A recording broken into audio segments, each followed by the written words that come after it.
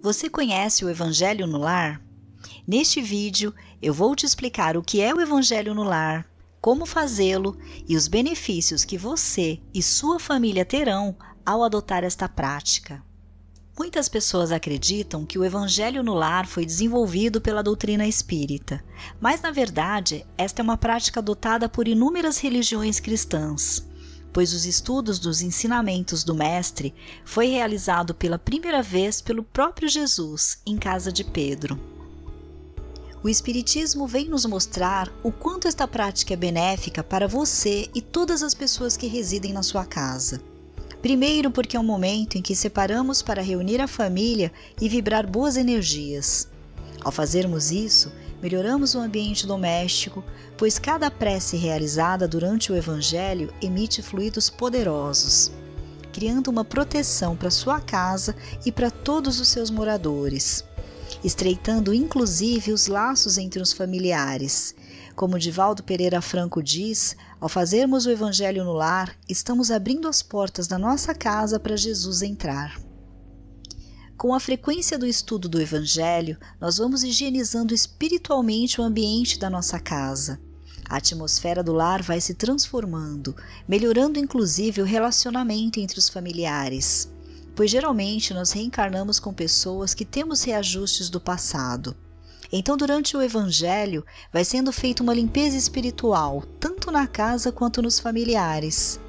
Antigas mágoas e ressentimentos cravados em nosso subconsciente vão se limpando, e o relacionamento entre os familiares vai ficando cada vez mais harmonioso. Na hora do Evangelho, eu recebo em minha casa a presença da espiritualidade amiga, benfeitores espirituais que vão estar me intuindo bons pensamentos e bons sentimentos, melhorando a minha vibração, a dos meus familiares, a da casa toda. A espiritualidade estará dando um auxílio espiritual, energético e moral de sustentação para todos os moradores da casa. E na hora do Evangelho também serão ajudados espíritos que porventura estejam nos acompanhando, ou que estejam próximos e a espiritualidade permita que eles participem. Geralmente são espíritos doentes, desequilibrados e que estejam precisando de socorro espiritual. Neste momento, eles participam do Evangelho e são ajudados.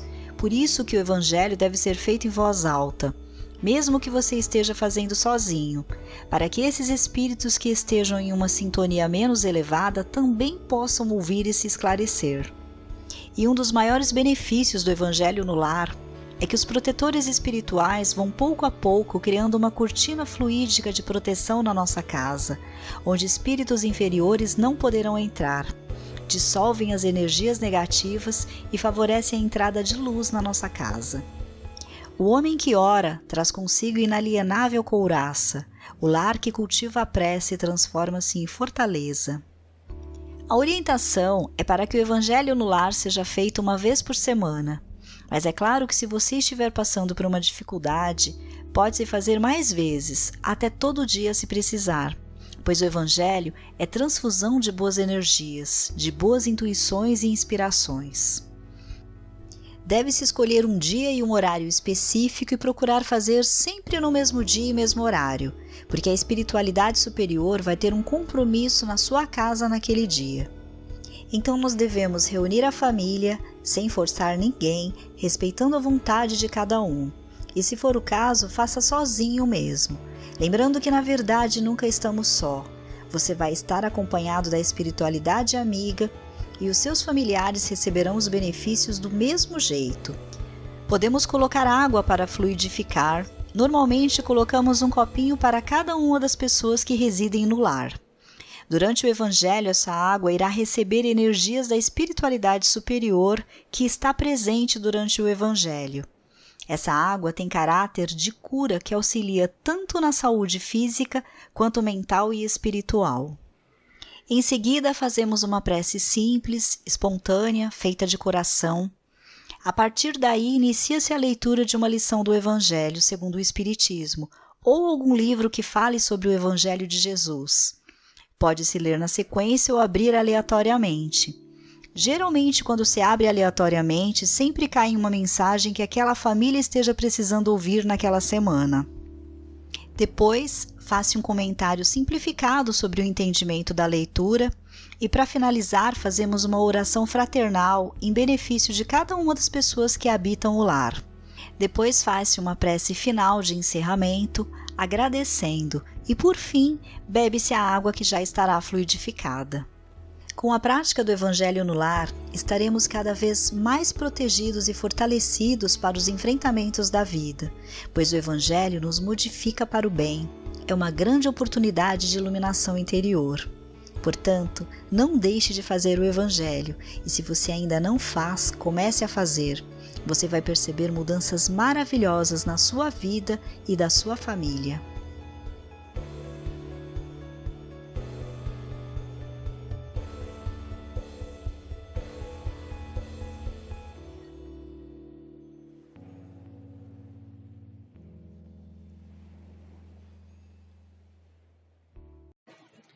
Culto do Evangelho no lar. Escolha uma hora e um dia da semana em que seja possível a presença de todos da família ou daqueles que desejarem participar. A observação cuidadosa da hora e do dia estabelece um compromisso de pontualidade com a espiritualidade, garantindo a assistência espiritual.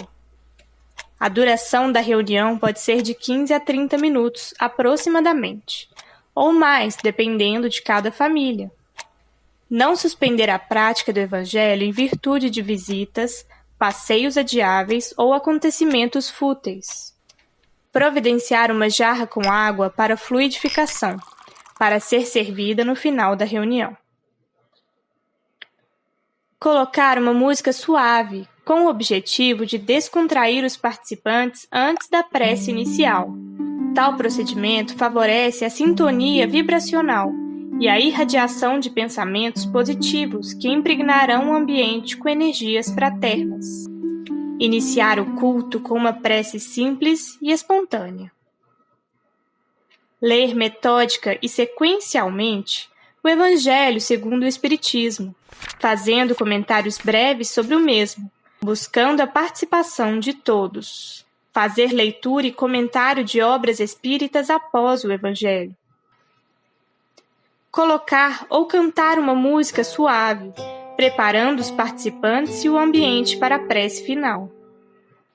Encerrar o culto do Evangelho no lar com uma prece, fazendo irradiações pelo ambiente, parentes, doentes e desafetos. Não permitir manifestações mediúnicas e não invocar espíritos amigos, parentes, mentores e protetores pelo nome, para participarem especificamente do culto. Algumas sugestões de livro.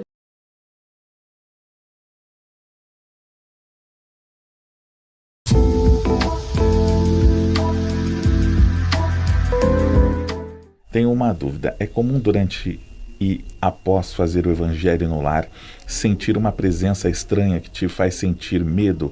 Pode acontecer de algum obsessor ficar com raiva e tentar impor esse medo? Oi, Tatiane. Então, minha querida, quando a gente tem a prática regular do Evangelho no lar, como é recomendado pela doutrina espírita, ao menos uma vez por semana, o que acontece? O nosso lar, ele fica de certa maneira protegido, mas ele também se abre para que espíritos imperfeitos como nós venham à nossa casa nesse momento para aprender junto com a gente.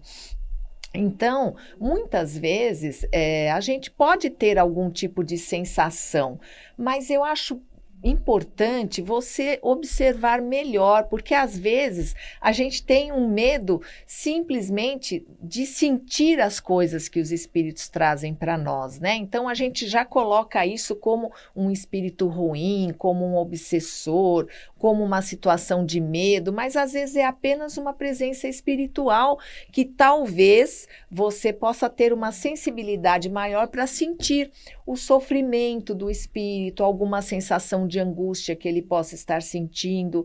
Eu recomendo sempre, quando existem essas situações que mexem um pouco com a gente, que a gente desconhece, é ir realmente a um curso, frequentar uma casa espírita onde você possa estudar, para saber identificar através dos expositores, dos exercícios, se você tem uma mediunidade mais ostensiva, porque se tiver, vai ser natural você absorver esse sentimento que provavelmente algum espírito que esteve ali presente durante o Evangelho no Lar esteja em sofrimento e você possa estar ali absorvendo esse sentimento dele, né? Como uma médium. Tá? Então, isso pode acontecer, mas não vamos temer, né? Porque nem tudo sensação ruim é um processo obsessivo. O processo obsessivo, a gente não deve esquecer que é um processo de perturbação persistente que um espírito faz sobre a nossa pessoa, né? Então, é uma coisa que ela acontece rotineira, recorrente. Esse é um processo obsessivo que a gente deve começar a observar com certo cuidado. Algumas sensações que você tenha, mesmo após o Evangelho no Lar, pode ser de algum espírito em sofrimento que veio ali aprender. O que a gente faz? Vamos fazer uma prece para que esse espírito possa ser encaminhado a estudos, aos hospitais nas espiritualidade e que seja bem cuidado. Mas o nosso lar, no momento do Evangelho, ele também é aberto a espíritos sofredores, mas que já têm em si a intenção de se melhorar e de aprender como nós, tá bom? Um abraço. Se inscreva no canal, ative o sininho e acompanhe as novidades do Espiritismo no Brasil e no mundo.